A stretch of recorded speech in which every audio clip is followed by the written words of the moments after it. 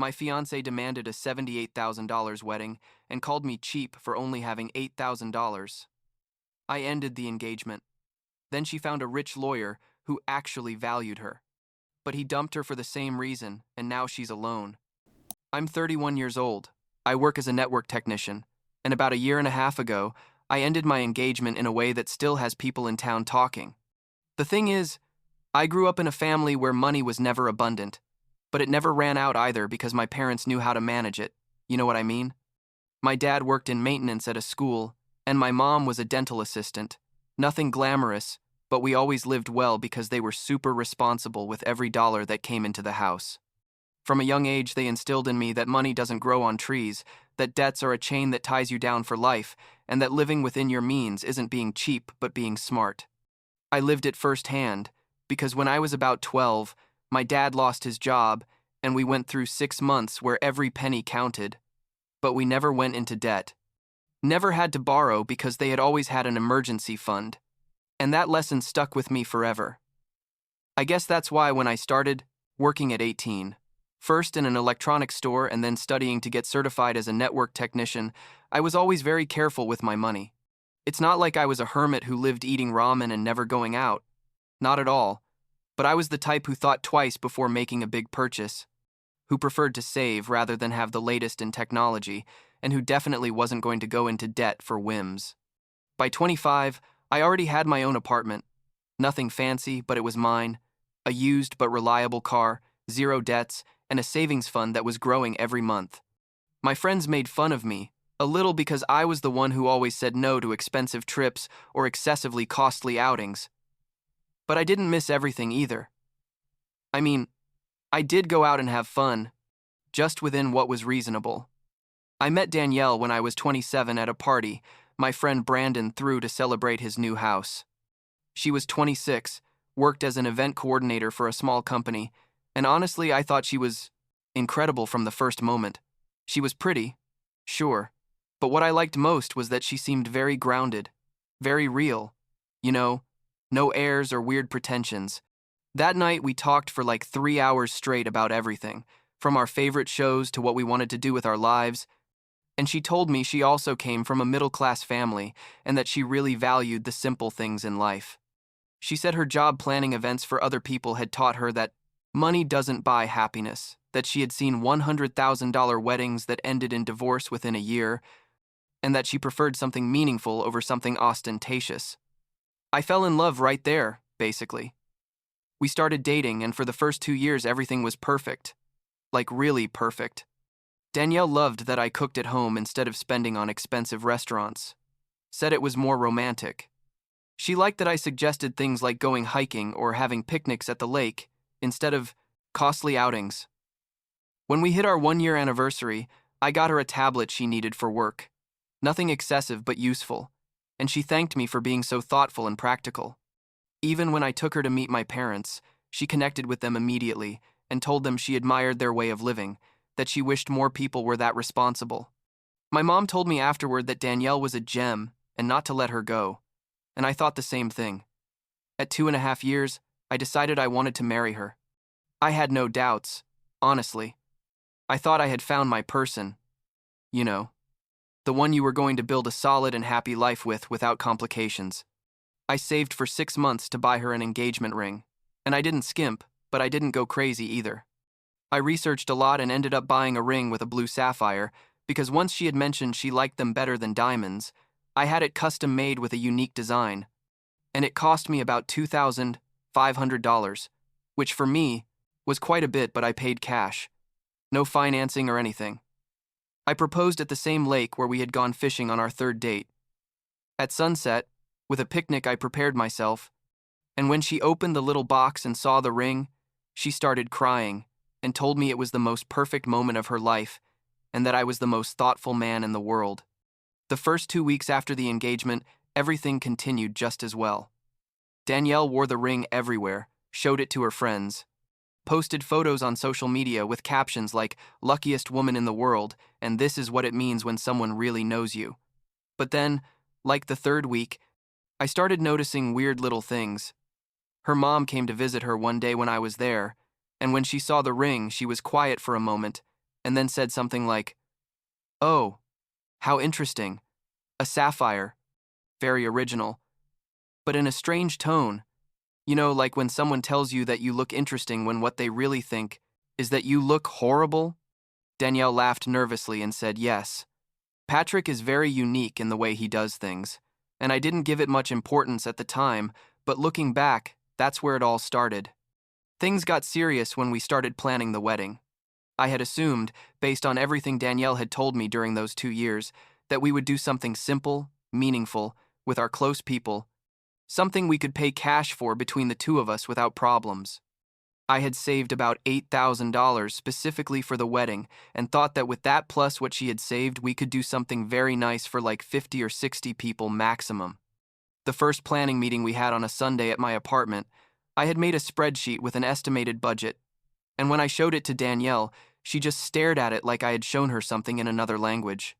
She told me, "Patrick, honey, this budget is way below what a real wedding costs," and I told her no, that I had researched, and that you could have nice weddings with that budget if we were creative and kept the guest list small. She sighed and pulled out her laptop and showed me her own planning that she had apparently been doing without consulting me, and when I saw the numbers, I almost had a heart attack. She was talking about a wedding for 200 people. 200. At a hacienda-type venue that cost like $15,000 just for the venue rental. She had written down a plated dinner menu at $85 per person, a wedding dress for $5,000, a live band that cost $8,000, flowers for $6,000, a professional wedding planner, and it went on and on. The total she had written down was $78,000, almost $80,000. I stayed quiet because I literally didn't know what to say. And she interpreted my silence as me processing the information and started explaining that obviously it was a lot, but that a wedding is a once-in-a-lifetime event, that our families and friends deserved, a beautiful celebration, that she worked in events and knew what things cost, and that this was really standard for weddings nowadays. I told her, "Danielle, this isn't standard for us. This is almost 10 times what I can pay." And she told me, "Well, that's why we're going to have to adjust some things, and maybe look for financing options or have the families help." That word, financing, hit me like a bucket of cold water. I explained to her, as calmly as I could, that I was not going to go into debt for a wedding, that that was a principle I wasn't going to break, and that we needed to have a wedding we could pay for between the two of us with what we had saved. She got upset, like really upset, told me I was being unreasonable, that all couples went into debt a little for their weddings, that it was normal, that it was an investment in our future and in the memories we were going to create. I told her that memories didn't depend on how much money you spent, that we could have a beautiful and meaningful wedding with our real budget, and she shut down completely, told me she needed time to think and went to her apartment. The next few months were like a nightmare in slow motion. Danielle started pushing more and more. First, she tried to convince me that we could do some things cheaper, but keep the expensive venue and the large guest list. When I said no, her family started getting involved. Her dad, who's a sales manager for a medium-sized company and had always seemed kind of showy to me, but until then hadn't been a problem, called me to tell me they could contribute $10,000 if I put in the rest. I thanked him, but told him that $10,000 plus my $8,000 was still insufficient for the wedding Danielle wanted, and that we needed to be more realistic. He got offended, told me that clearly I didn't value his daughter enough if I wasn't willing to make the effort to give her the wedding she deserved. It was around that time, like 3 months after the engagement, that I accidentally found Danielle's search history on my laptop because she had used it one day. She had searches like, "How to convince your boyfriend to buy a bigger ring," "Is it bad to want a different engagement ring?" "How to upgrade your engagement ring without offending your ring partner." I felt like I'd been kicked in the stomach because I had chosen that ring so carefully, thinking about her, about what she liked, and now it turned out that all this time she had wanted something different but hadn't told me. I confronted her that night, and she first got defensive, told me I had no right to check her search history, but when I told her it had been an accident and that wasn't the point, she started crying and admitted that yes, although she liked the ring, her friends and family had made comments about it being unusual and not very traditional, and that she had started feeling like maybe she should have been more direct about wanting a classic diamond. I told her it hurt me so much that she hadn't told me this before, that I would have preferred she be honest from the beginning, and she responded that she had tried to convince herself that she loved the ring, but that social pressure was very strong. That's when I started seeing a pattern I hadn't wanted to see before. All those times Danielle had said she loved my simple lifestyle, that she valued simple things. Had that been genuine, or had it been what she thought I wanted to hear? I started wondering if I really knew her, or if she had been acting all this time. I tried to talk to her about it, to ask her directly what she really wanted from life, from marriage, from everything. But she insisted I was overreacting, that she just wanted a nice wedding, and that didn't mean she was materialistic or superficial. But the signs kept appearing. She chose Vera Wang bridesmaid dresses that cost $400 each, and when her best friend Christina told her it was too expensive for her, Danielle responded that if she really appreciated her, she would make the sacrifice.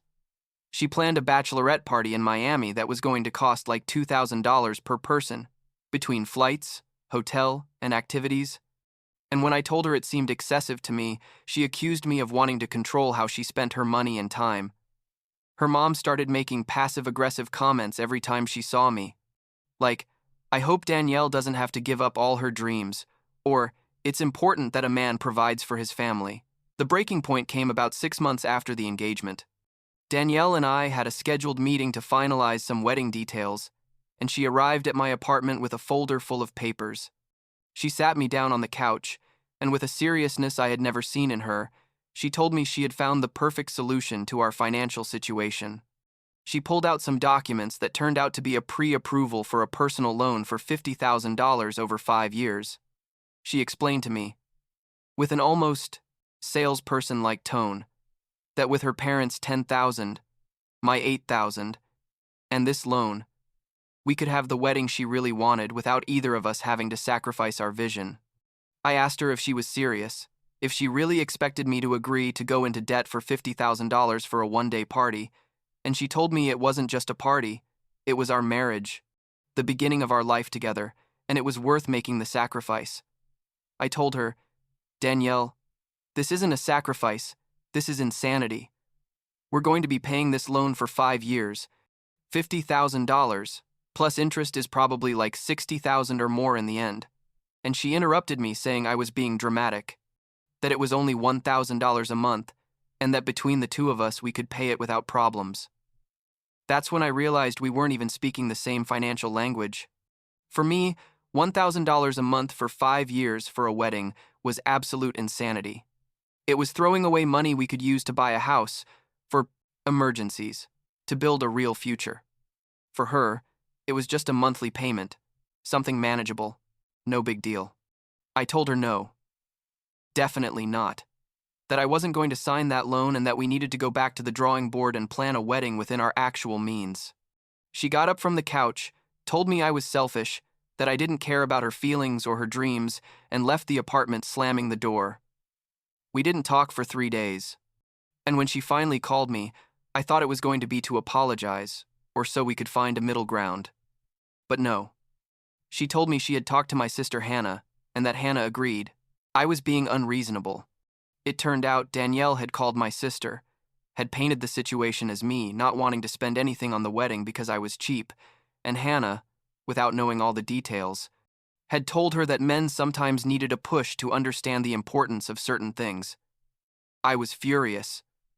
Told Danielle she had no right to involve my family in our problems without talking to me first, but she insisted she needed support because I wasn't listening to her. The situation escalated when Danielle's parents invited me to dinner at their house, supposedly to talk about things like adults and find a solution. I didn't want to go, but Danielle begged me, told me her parents just wanted to help and that maybe I'd hear things that would make me change my perspective. I went, basically because I still had hope we could resolve this somehow. That dinner was like an ambush. Literally. Danielle's parents, her, and even her brother, who had never been very present in her life, sat me down in the living room and basically did an intervention on me. The dad started by telling me that when a man loves a woman, he does whatever is necessary to make her happy, including financial sacrifices. The mom told me they had gone into debt for their wedding 30 years ago, and it had been the best decision of their lives. that memories were priceless. The brother, who works in real estate and clearly lives beyond his means judging by his car and clothes, told me I needed to have more of an abundance mindset, that money can always be made, but opportunities to celebrate love only come once. I let them talk because I didn't want to be rude, but when they finished, I told them, as politely as I could, that I appreciated them caring about their daughter, but my decision was final, that I wasn't going into debt for a wedding, and that if Danielle couldn't accept that, then maybe we needed to reconsider if we were really compatible. The dad turned red, told me I was being immature and irresponsible, that I clearly wasn't ready for marriage if I couldn't compromise even on this. The mom started crying, saying I was breaking her daughter's heart. Danielle just stared at me with her arms crossed, waiting, I guess, for me to give in under the pressure. I got up, thanked the mom for the dinner I hadn't even touched, and left. Danielle followed me to the car, and we had an argument in her driveway where she basically gave me an ultimatum: either I accepted the loan and the wedding she wanted, or we could forget about the marriage. And me, looking at her standing there under the porch light, with an expression on her face I had never seen, like a mix of anger and contempt, I realized that the woman I had gotten engaged to didn't really exist, or maybe never had existed. I told her I was very sorry, but I couldn't marry someone who was willing to manipulate me and turn me against my own family to get her way. That I couldn't start a marriage in debt over something I considered completely unnecessary. I took off the engagement ring I wore on my finger. It was a simple band I had bought when I gave her her ring, and I put it in her hand. I told her to keep her ring too, that she could sell it if she wanted or keep it, but that we were done. She just stood there like in shock, like she couldn't believe I was really doing it, and then she started screaming that I was a coward, that I had never really loved her, that I only cared about my stupid money. I got in the car and left, and as I drove back to my apartment, I realized I felt bad but also kind of relieved. You know, like when you take a huge weight off your shoulders. The next few months were tough, but not in the way I expected. Danielle started telling everyone that I had broken up with her because I was cheap and didn't value her enough, that I had bought her a cheap ring and then refused to give her a decent wedding. Some mutual friends stopped talking to me or looked at me weird, like I was the villain of the story. My sister Hannah finally called me after I explained the whole real context to her, and she apologized for taking Danielle's side without knowing all the facts. My parents, as always, supported me completely and told me I had done the right thing, that it was better to end it now than marry someone who clearly had different values about money and priorities. What was more interesting was what happened afterward. Like a month after we broke up, Christina, Danielle's best friend who had been one of the bridesmaids, wrote me a message apologizing. She told me that after the breakup, Danielle had expected all her friends to pay the $400 for the Vera Wang dresses anyway, because according to her, they could wear them on other occasions, which was ridiculous. When Christina told her she wasn't going to pay $400 for a dress she would never use, Danielle completely cut her out of her life, told her she wasn't a true friend. Christina told me that seeing how Danielle had reacted, she now understood my point of view and felt bad for thinking badly of me. About 3 months later, I started hearing, because this town is small and news travels fast, that Danielle had started dating a guy named Anthony. Anthony is a lawyer, corporate type, makes good money, and according to what several acquaintances told me, Danielle wasted no time telling everyone she had finally found a real man who wasn't afraid to spend money on her. I honestly didn't give it much importance. I was focused on my work and rebuilding my life, and besides, I didn't feel anything for her at that point, just like a general sadness that things had ended that way. But then, like 6 months after I broke up with her, and like 3 months after she started with Anthony, reports started coming to me that Danielle and Anthony had also broken up, and it wasn't a quiet separation. I found out through Brandon, who had stayed in touch with Christina, that basically the exact same thing had happened. Anthony had proposed to her with a super expensive ring, like $15,000 or something, and Danielle had been happy until they started planning the wedding. Turns out Anthony did have money, but he was also very smart with it. Came from a family of lawyers where they also valued financial responsibility, and when Danielle started with the same crazy numbers of $80,000 or more for the wedding, Anthony told her no, that he wasn't going to spend that on a wedding when they could invest that money in their future together. Danielle, according to what Christina told me later, did exactly the same thing she had done with me. The manipulation, the pressure, involving his family, the whole show. But Anthony apparently is colder than me and simply told her that if that was what she valued, then clearly they weren't compatible and broke up with her.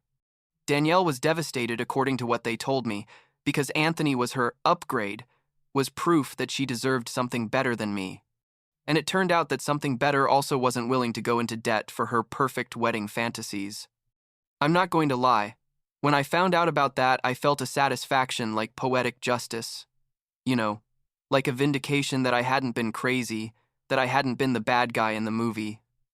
It wasn't happy that she was doing badly, but I was happy that it became clear that the problem hadn't been me being cheap, but her having completely unrealistic expectations. And with the money I had saved for the wedding, plus what I kept saving during the next year, I bought a small cabin about an hour from town, near the lake. It's nothing extravagant. It needed work when I bought it, but I paid cash for it. It's completely mine, and I've been fixing it up little by little. I go on weekends to fish, to disconnect, and it's the most peaceful place in the world.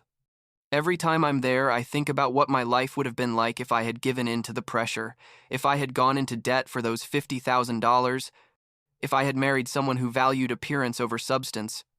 According to Christina, Danielle is still looking for her Prince Charming, willing to give her the dream wedding, but from what I've been told, she's dated several guys since Anthony, and the same thing always happens. Either they don't have the money she wants them to have, or they have it but aren't willing to spend it the way she expects. And I understand that maybe it sounds cruel or that I'm judging her too harshly, but it's just that basically she showed who she really was when things didn't go the way she wanted. The Danielle I met during those 2 years, who said she valued simple things and that money wasn't important, was either acting the whole time or convinced herself that's what she wanted until the moment came to prove it, and it turned out she didn't. My sister Hannah now tells me I was lucky to have found out before we got married. That imagine if it had come out after the wedding, in debt up to our necks, and with all our fundamental differences coming to the surface. And she's right, honestly. Sometimes I wonder if maybe I could have handled the situation differently, if I should have been more flexible, or if there was a middle ground I didn't know how to find. But every time I think about those $50,000 she wanted me to borrow for a one-day party. I know I did the right thing. The other day, I was at the hardware store buying stuff to fix the cabin roof, and I ran into Danielle's dad. We saw each other. He looked away and kept walking like he hadn't seen me. It didn't surprise me, but it made me think about that dinner where they ambushed me, about how sure they were that I was the one who was wrong, that their way of seeing money was the right one. I wonder if now, after Anthony also broke up with her for the same reasons, any of them have questioned their own priorities. Probably not. I'm 31 years old, I still work as a network technician, I still save every month, I'm still debt-free, and now I also have a cabin. That's my refuge, and that every weekend reminds me, I did things right. I'm in no hurry to get engaged again. Honestly, after all this, I need time to trust someone at that level again. But when I do, if I do, it's going to be with someone who really shares my values, not just says they share them until the moment comes to prove it.